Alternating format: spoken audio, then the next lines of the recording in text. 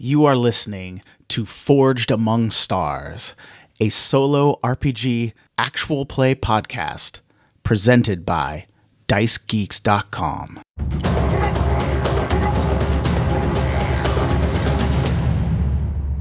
Welcome. My name is Matt Davids. I will be your game master and only player during this season of Forged Among Stars. I am a tabletop RPG writer, game designer, as well as a novelist. I thank you so much for joining me as I play through Ironsworn Starforged, a tabletop RPG designed by Shawn Tomkin. If you would like to learn more about me or the game, please check for links in the description wherever you are listening to this podcast. Now, it is time to journey among the stars.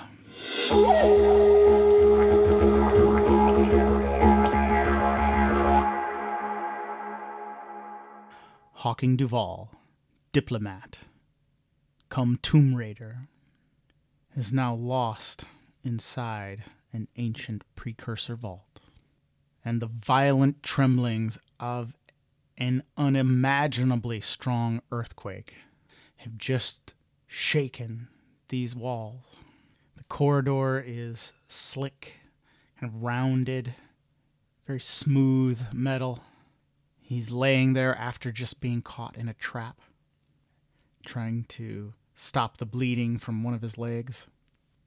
The trembling stops, and there's the smell of smoke and dust in the air. An acrid odor just assaults his nostrils and burns his eyes. And just for a second, he thinks it's over, but then it's not. Another violent tremor hits the precursor vault. He is shaken and thrown about on the floor, but then it is gone as quickly as it came. And then an explosion somewhere far away. A crash somewhere in the distance. Smoke and dust filled the corridor, and then silence. His vision cleared, and Hawking Duval looked around the corridor. From this place, nothing looked as though it had changed, but certainly the earthquake had done incredible amounts of damage. Hawking Duval was all alone in the heart of a precursor vault, and he still could not find his way out. But then there was a small voice reminding him that he wasn't alone. "Hawking, are you well?" Hawking ran his hand over his head. "No, Monarch, I'm not well. I have to get out of here." "We have to get out of here." Yes, we do." Well, our hero is in trouble. Hawking Duval is kind of stuck here in the precursor vault. And as I've mentioned a few times, guys, I'm still learning how to play this game. I'm reading through the different rules and that. It does seem like I'm kind of stuck in this loop here where I am having just to keep making the same move over and over again. I'm just undertaking an expedition like every single time. And I apologize for that. Hopefully I am keeping this kind of narratively interesting so you are involved with the story. I have to say I am.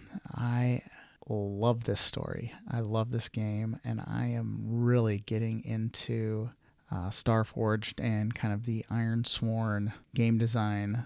And so I am very excited to continue the story today. However, like I did say, I think I'm stuck making the same move over and over again. So what we will do, just to recap a bit, is that Hawking Duval has been trying to get out of the precursor vault. He got some information about a gateway and then two kind of chips that may or may not be data chips. And he put those in his pocket. He has confronted some remnants. He escaped from one, and then he shot one in the back. He has been hit by a bladed trap that has cut his leg open. And we tried to finish our expedition and get out of the vault. However, I rolled a miss on that and did not have enough momentum to save ourselves there. So we had to escalate our escape from the vault expedition to extreme and lose a box. We gained 2 tick marks last time, which brings us up to 6 boxes and 2 tick marks. I tried finishing the expedition with 7 full boxes, and that did not work. So it looks as though I'm going to have to undertake an expedition at least 3 more times to try to get us to 8 to finish this expedition. But then I had started rolling to see when the earthquake would happen, and I tried using a mechanism in the rule book called a clock, but I kind of did it my own way, and I had a very, very low chance that the earthquake would happen. Well, on the second roll, the earthquake happened. So there is that. I decided not to make the corridors to collapse or the passageways in the vault collapse or something like that, because I think they're made out of some strange material and some really advanced technology. But obviously, Hawking Duval's escape has been complicated greatly, and he needs to get out of here. He is low on health. He only has 1. He is low on spirit. He only has 2. He is low on supply. He has 3. Momentum has been reset to 2, and we need to get out of here. His comms have been broken, so he cannot contact Echo, who is on the ship, and he needs to get out of here. Perhaps we could do some other moves like repair or recover, but this seems to be too dangerous of a situation for him to do that right now. So I am going to undertake an expedition and try to get out of this vault. So here comes the first move of today's session. Okay, so I'm rolling with Edge because he is just trying to get out of here as quickly as possible. And we got a weak hit. So this means he has to suffer, which would almost certainly kill me, or we face a peril. So at this waypoint, we are going to face a peril. I will roll on the interior peril table in the PDF. Okay, well, we got an unnerving sound or sensation. I wonder what that could be. So we reach a waypoint, and again, he's just in these corridors that are just, it's just a honeycomb, a maze. And in this maze, he comes to a waypoint. We do get to mark progress, which is fantastic because we're going to need it. But let me think about this sound a bit. Let's say it's a high-pitched sound that just drills into his brain, and it is causing him physical pain. It is very hard to think. He maybe gets turned around for a minute and starts going the other way, and then realizes that he needs to turn around, and he moves forward, and he has to clasp his hands over his ears, and he is at an incredible disadvantage. And if something were to happen now, he would be in big, big trouble. So we're going to undertake an expedition again to see if we can mark more progress. He is not going to explore any more waypoints. The sound in his ears is driving him, and he is rushing again, so we are going to roll plus Edge, and that would be a miss with a match. So we have to pay the price, and we are going to get a twist. Just what I needed. And Hawking Duval does not get to mark progress on our track here, so we are still stuck in this vault. I've rolled on the table. I've rolled twice since it was a miss. We got You are in harm's way, and a surprising development complicates your quest. I don't know what else could be surprising at this point, seriously, because I am pushed to the edge.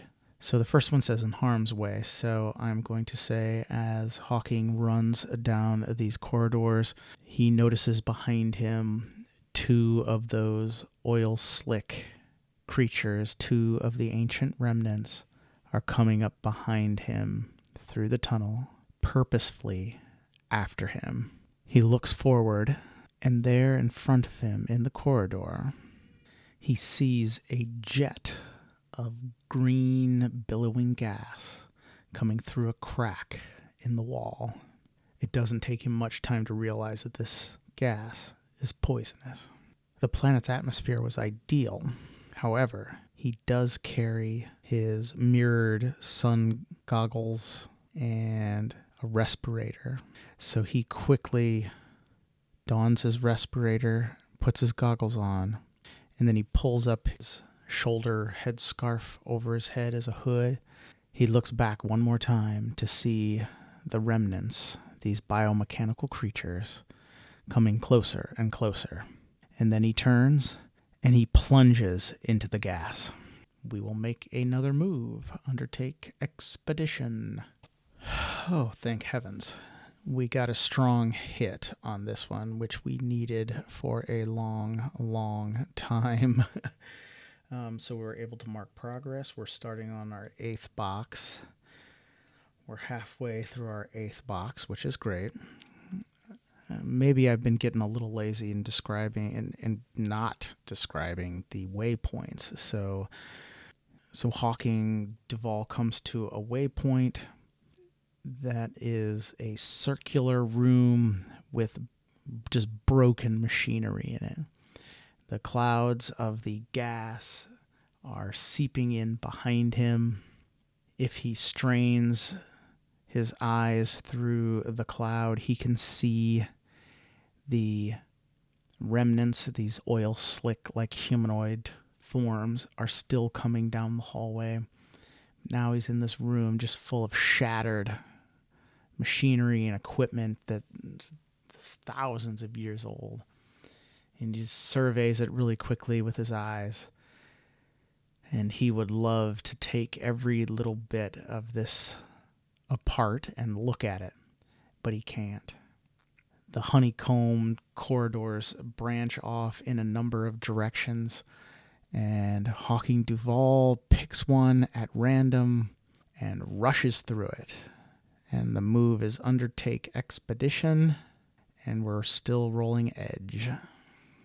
Well, we have a miss on our hands. Oh my goodness, Hawking Duval is being pushed to the limits in this precursor vault. So it is a miss, we pay the price. Now it says we can roll on the table, which I have been doing, but it also says you can make the most obvious negative outcome happen. Well, I think the most obvious negative outcome is that the 2 precursor remnants, these humanoids, these biomechanical humanoids, which I have described as kind of walking oil slicks, start shooting at him through the clouds of gas. So as Hawking Duval runs down a new corridor, the gas about him, a whining pitch, a sound in his ears starting to drive him just absolutely mad. Laser blasts start ricocheting off of the surfaces of the corridor. And Hawking Duval is in complete survival mode. So as I've said, I'm still learning the game. I think the move here is face danger because Hawking is just running. He is not going to turn to fight these creatures at this point.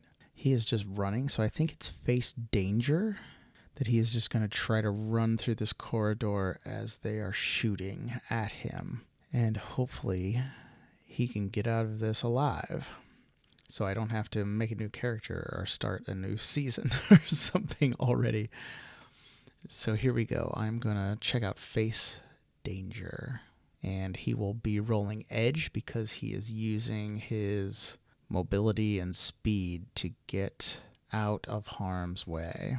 Oh, thank goodness. A strong hit. He escapes damage and is successful in evading the laser blast about the corridor, and we also get to take 1 momentum, which moves us to the mighty 3. But the sad thing is we were not able to mark progress, so that means I will have to undertake an expedition once again. A strong hit.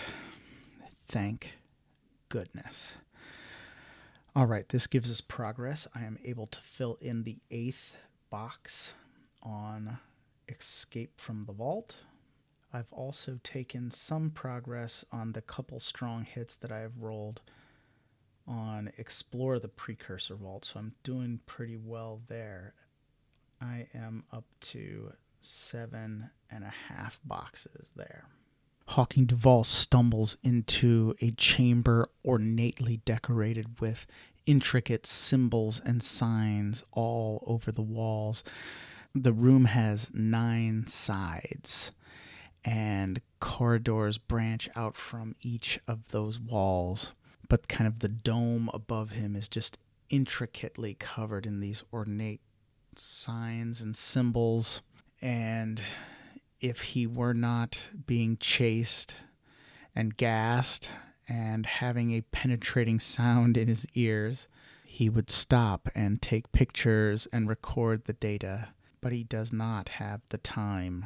Well, we are up to 8 boxes. I am going to try to finish this expedition. If I miss, we will continue our search of this precursor vault and probably see the demise of Hawking Duval before his grand adventures even hardly got started. However, if I can succeed, Hawking Duval will have escaped and reached some milestones in a number of his vows and quests, but the price has been high. So right now, I am going to roll a progress move against 8 boxes here in our track, and we will do the move finish expedition and see what happens. There we go. A strong hit. I was rolling against the 8, and I got a 4 and a 7 on the challenge dice, so therefore it is a strong hit. We reach our destination, and I get to mark, because the escape from the vault was moved to extreme, I get to mark 2 full boxes in my Legacy Discoveries track. So I'm going to do that, and then I will describe how Hawking Duval gets out of the vault. Hawking Duval rushes out of the ornate room and picks a corridor at random and runs down the rounded, smooth metal corridor, not making a sound because of the strange metal. He can hear in the distance behind him the remnants shooting their laser blasts, running through wisps of clouds of green gas, and a piercing sound in his ears, and he runs straight into a wall. It is just a flat wall at the end of the corridor, and he rushes up and stops and puts his hands on the wall, and for a moment he feels as though he's going to give up and collapse there, just accept his fate. Something within him says no, he must fight, and as his hands touch that wall, it liquefies and turns into an iris and pulls away and opens like a flower, and he can see the dense jungle and bright sunlight before him. He rushes out. He rips off his respirator and his goggles, throws back his hood, and takes some deep breaths of the fresh, ideal atmosphere of Caledon. And then he notices all the damage about him. Trees crumpled, thrown to the ground all about him. Great fissures in the earth have opened up, cracks along the fault line from the great earthquake. The great crackling energy spire that rose above the planet's surface has collapsed, tumbled to the ground. The great arcs of energy reach out like spider legs, searching in vain for the tower that once stood there. And as they do, they ignite trees like matchsticks. Well, Hawking Duval is free, and it is time to see exactly what side of the vault he came out of, to see if he can see the road that he came down, and if he can go back that way and find the shard of the sun. So I'm going to ask the Oracle, and I think it's just 50-50 that he is kind of on the right side or he has to go around. So I'm going to roll that really quickly. So I asked the Oracle if Hawking Duval was on the side of the precursor vault that he came in on. I got an 83, so that means yes. So this is some more good news for Hawking Duval. So Hawking Duval turns. He sees, let's say it's down a slope where crumbled trees now lie. Actually, if it hadn't been for the earthquake, he possibly couldn't have seen it. But now he is able to look down this slope of earth that is kind of up against the one side of the precursor vault, and he can look down and he sees the road, and he can actually see a bit of the deadly plants that led down into the ravine where he saw some people living. But with the fires of the trees around, the damage of the earthquake, he feels his best move right now would be to get back to the shard of the sun so he can recover a little bit and then maybe investigate the people that he saw living in that gorge. But first, he has valuable information on his person. He has the recordings of the gateway and those 2 chips, and he has to get those back in a safe environment in the ship. He cannot risk losing them or being killed in an encounter with some tribal people at this point. So he looks about this ruined landscape. He sees the road that he traveled down. He can see the point where he entered the precursor vault. His eyes move along the road. Trees tumbled across it now almost every few feet, but he can still make out where that ancient road was. And he moves his eyes to where the shard of the sun was parked at the landing zone. And the shard of the sun is gone.